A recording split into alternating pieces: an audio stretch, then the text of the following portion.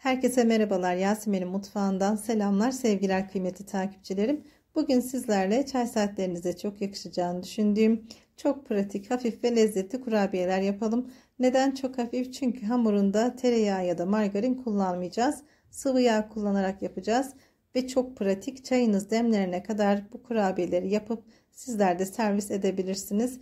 Videomu sonuna kadar hiçbir detay atlamadan izlerseniz çok sevinirim. Şimdi sizleri çok fazla bekletmeden hemen kurabiyemizin yapım aşamalarına geçelim.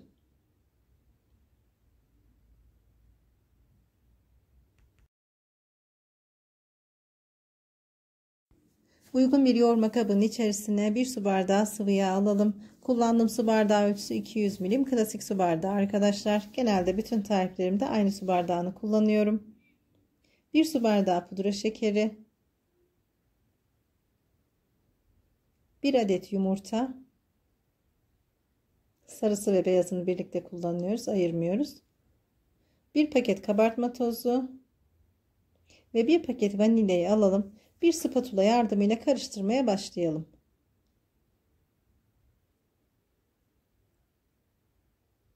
Evet, iyice karıştıktan sonra artık unumuzu ilave edebiliriz.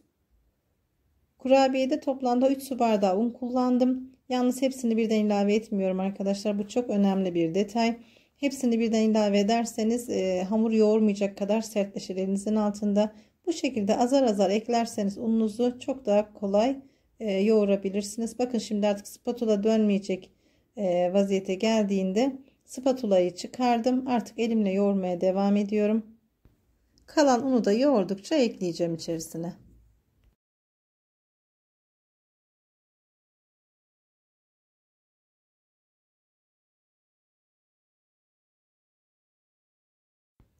Hamur toparlandı. Şimdi içerisine 1 çay bardağı damla çikolata ilave ediyorum.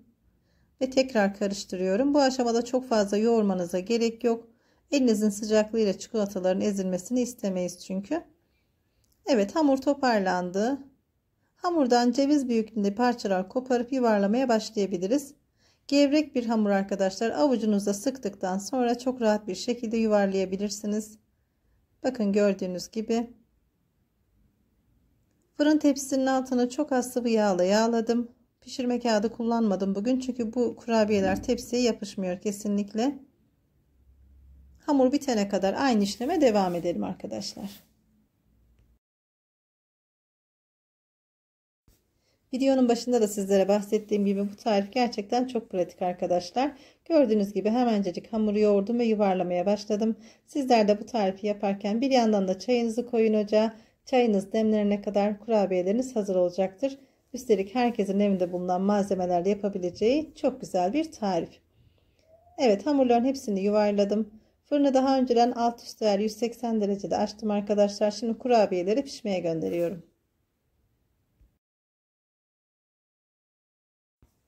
Kurabiyeler benim fırınımda 20 dakikada pişti arkadaşlar. Tabi pişme süresini siz kendi fırınınıza göre ayarlayın lütfen. Şimdi sizlere yakından dokusunu ve kıvamını da göstereceğim.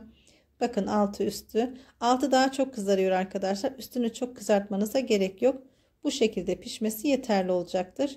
Isırdığınız zaman dışı hafif sert, içi ağızda dağılan bir dokusu var. Gerçekten çok pratik ve çok lezzetli kurabiyeler. Kesinlikle denemenizi tavsiye ediyorum. Videonun açıklamalar kısmına her zamanki gibi malzeme listesini ekliyorum.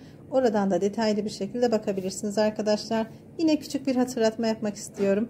Kanalıma hala abone değilseniz abone olmayı, beğeni ve yorum yapmayı unutmayın lütfen. Sizlerin beğeni ve yorumları kanalımın büyümesi için gerçekten çok çok kıymetli. Bildirim zilini tüm olarak aktifleştirirseniz yeni tariflerimden ilk siz haberdar olabilirsiniz. Videonun altındaki paylaş butonuna basarak tarifleri dilediğiniz kişilerle paylaşın lütfen.